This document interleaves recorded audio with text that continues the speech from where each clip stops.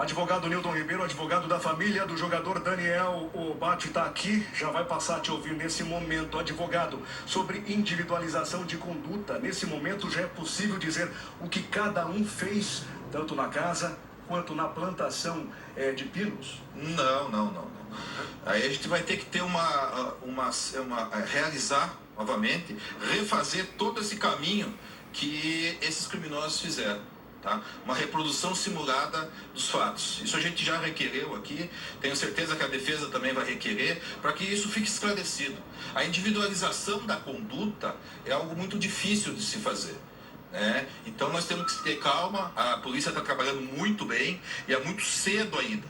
O certo é que 3 criminosos já estão presos e acredito que outros virão a ser presos também. Agora, nesse momento, a defesa, ou melhor, o senhor que está advogando para a família do Daniel. Isso. A defesa acabou de falar com a gente aqui, dizem que ambos os depoimentos estão convergindo para algo em comum, que é ali uma surra, segundo o advogado de defesa, o Cláudio Dalidoni disse agora há pouco, e que todos estão, assim, falando a respeito da mesma coisa, dessa mesma surra, só que com pontos de vistas diferentes. O que o senhor pensa a respeito? Olha, a defesa, esse é o papel da defesa, né? Defender seus clientes, né? Agora, todo o arcabouço probatório desse caso converge para outro lugar. Converge para um homicídio frio, um homicídio brutal, né? Sem direito de defesa do rapaz, né? Converge para um lado totalmente diferente. Mas é claro, isso é um direito que a defesa tem, né? Mas tenho certeza que isso aí vai acabar numa condenação, não tenha dúvida disso. Testemunhas falam que no momento em que ouviram gritos, pessoas pedindo socorro, pessoas porque falam tanto em vozes femininas quanto masculinas, e uma delas teria visto Daniel pedir pelo amor de Deus para não ser morto. Uma dessas testemunhas observa a cena pela janela do quarto. Essas versões, elas não batem com a que foi apresentada pelo Edson Brits, por exemplo, de que ele teria estourado o trinco da porta, advogado. O senhor poderia explicar um pouco mais para a gente essas diferenças, por favor? Claro, você veja aí quanta inconsistência, né, nessa tese da defesa. Com todo o respeito à tese da defesa, né? A tese da defesa tem que ser respeitada, né? Mas ela não tem coerência nenhuma, né?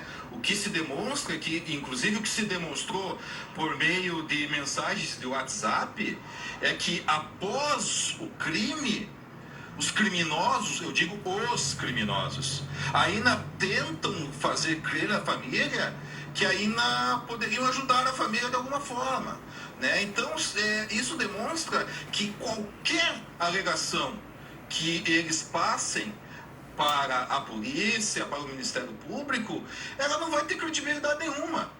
Porque se uma pessoa, ela mutila, né, de forma medieval, se ela mata tentando cortar o pescoço, e depois ela entra em contato com a mãe desse pobre rapaz, dizendo que pode contar com ele, que ele está à disposição, aí eu pergunto a você, qual a credibilidade do que essa pessoa tem para dizer o que a sua tese. Então, a tese de defesa, a defesa ela tem que ser sempre muito respeitada no seu mister. Mas a credibilidade dos acusados é nula. Não tem credibilidade nenhuma. Vocês hão de concordar isso comigo. Tá? Então, eles podem dizer o que, inclusive, eles podem. É direito deles mentir, como estão mentindo. Né? É direito deles, a lei permite, né? Mas não tem credibilidade alguma. Tá? Isso aí vai chegar, sem dúvida alguma, com o máximo respeito à defesa, né? Com o máximo respeito à defesa. Isso vai acabar no tribunal do júri numa condenação altíssima, tenho certeza disso. E eu tenho certeza que a reconstituição do crime, ela não vai deixar dúvida nenhuma. Inclusive, ela vai ser útil tanto à imprensa quanto à polícia e para a sociedade. Bate, o advogado vai passar a te ouvir nesse momento. Você fica à vontade, pode ficar à vontade para fazer questionamentos, Bate.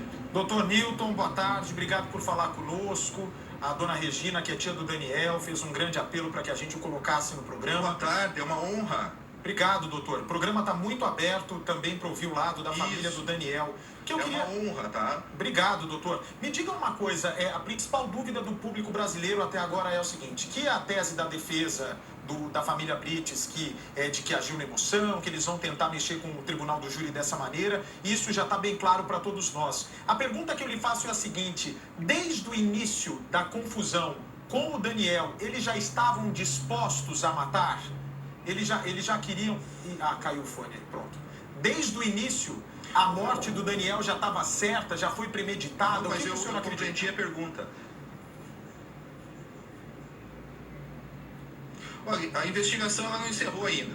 Tá? Amanhã nós temos testemunhas de acusação, do fato, testemunhas factuais, que irão prestar depoimento, né, que poderão esclarecer melhor isso pra gente. Né? O que eu posso te dizer neste momento é que a tese desses criminosos ela é fantasiosa. Eu vou te dizer mais. Com quase 20 anos de advocacia criminal, advocacia de plenário do Tribunal do Júri, essa tese ela não prospera. Data máxima venha a douta defesa, mas ela não prospera. Hoje eles estariam condenados. Tá? Essa tese que houve estupro, tentativa, isso é um absurdo. Isso é denegrir mais ainda a dignidade e a honra do Daniel. Tá? Eles já mataram o Daniel. Eles já mutilaram o Daniel. Eles cortaram o Daniel de forma medieval. Agora, depois que fizeram tudo isso, ainda atacar a honra, para mim é uma sequência do crime. Eles não param de cometer crimes. Eles cometeram crime, eles torturaram, eles mataram, eles assassinaram um rapaz do bem, um rapaz que trazia orgulho a uma família digna lá de Minas Gerais, mas eles continuam cometendo crimes, porque eles continuam denegrindo a imagem de um jovem que só queria trazer felicidade para a família. É isso que está acontecendo, né? Infelizmente é isso. E eu não tenho dúvida nenhuma que no plenário do Tribunal do Júri vai haver uma condenação pesada contra esses criminosos. Doutor, deixa eu lhe fazer uma pergunta, por gentileza. Onde entra, na opinião do senhor, com tua experiência, né, nessa parte criminal, a esposa e a filha Alana? O senhor acha que tanto a Cris quanto a Alana devem ser também condenadas pelo crime?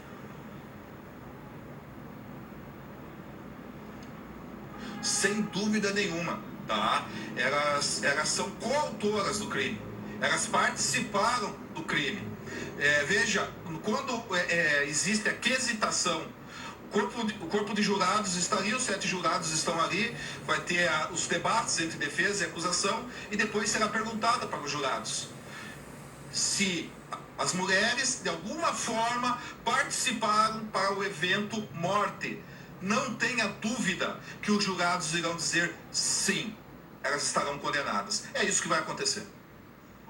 Mais uma pergunta, eu estou conversando com o advogado da família do Daniel, inclusive. Estou tentando falar com a mãe do Daniel, a dona Eliana, mas ela foi inclusive hoje para o hospital. Ela está sob efeito de calmantes, inclusive levou o celular dela hoje para o cartório, porque parece que tentaram denegri-la, falando que aquelas mensagens eram falsas. Então, ela foi para o cartório para que tudo fique registrado. A minha pergunta é a seguinte, o que o Daniel, até agora, o que a investigação mostra, que ele fez realmente com essa esposa do Edson? Foi uma brincadeira de mau gosto, terminou ali naquela foto e naquela conversa ridícula que ele manteve pelo WhatsApp, houve uma tentativa de estupro ou houve o estupro consumado? O que tudo leva a crer? Qual que é a direção até agora do que houve mesmo entre ele e aquela mulher?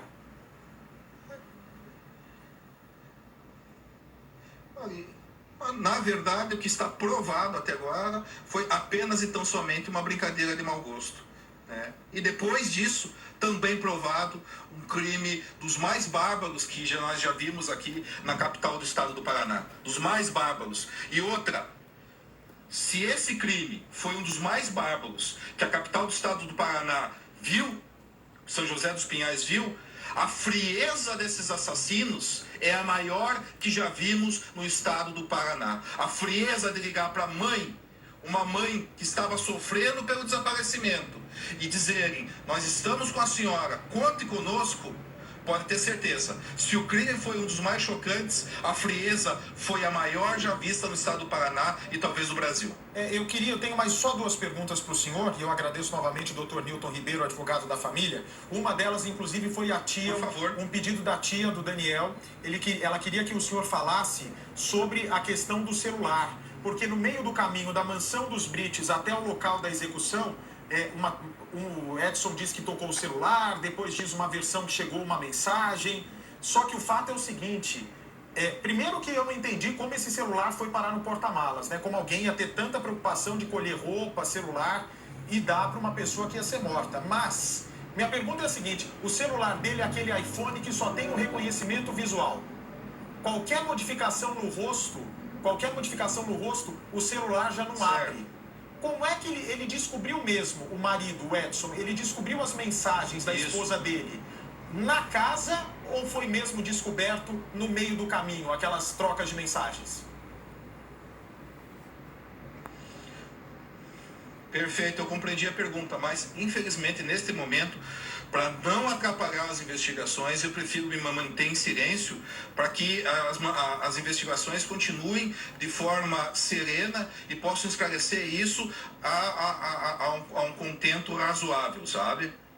Certo. E minha outra pergunta, doutor, o senhor que está representando aí a família, eu queria que o senhor descrevesse um pouquinho com riqueza de detalhes como foi essa ligação fria do assassino para a mãe, para a dona Eliana, mãe do Daniel.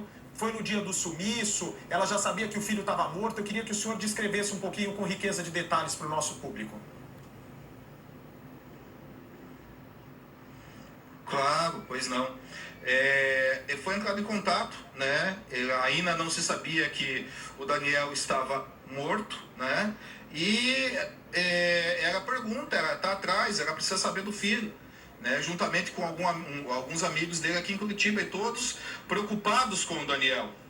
E a família se coloca à disposição, a Ana se coloca à disposição. Inclusive, olha, se a senhora quiser vir aqui para Curitiba, tem esses hotéis aqui que a senhora pode ficar, né? E depois, algumas horas depois, fala, infelizmente acharam um corpo no ML, mas estamos indo para lá. Mas a senhora pode, tenho certeza, tenha fé em Deus, que não é o corpo do Daniel. A senhora veja a frieza dessas pessoas, né? E daí, infelizmente, é reconhecido o corpo do Daniel, mas essa conversa é mantida, sim, com a dona Eliana, né? E a dona Eliana acreditando que estava falando com amigos, quando na verdade estava falando com os assassinos do filho. Doutor, só para finalizar agora, eu sei que a polícia já tem em mãos as imagens da casa noturna, das câmeras de segurança da casa noturna, onde estava a vítima, onde estava a família Brits. Minha pergunta é a seguinte, o que se sabe sobre o relacionamento da família do seu cliente, do Daniel, com a Cristina? Houve algum tipo de interação amorosa naquela casa noturna? Houve algum tipo, por exemplo, era uma tentativa meio que certa do Daniel? O Daniel acha que a Cristina estava seduzindo ele tinha conseguido seduzir a Cristina? Eu queria que o senhor falasse um pouquinho sobre essa possibilidade. Não. Ali, na verdade, cada um tinham várias pessoas, né?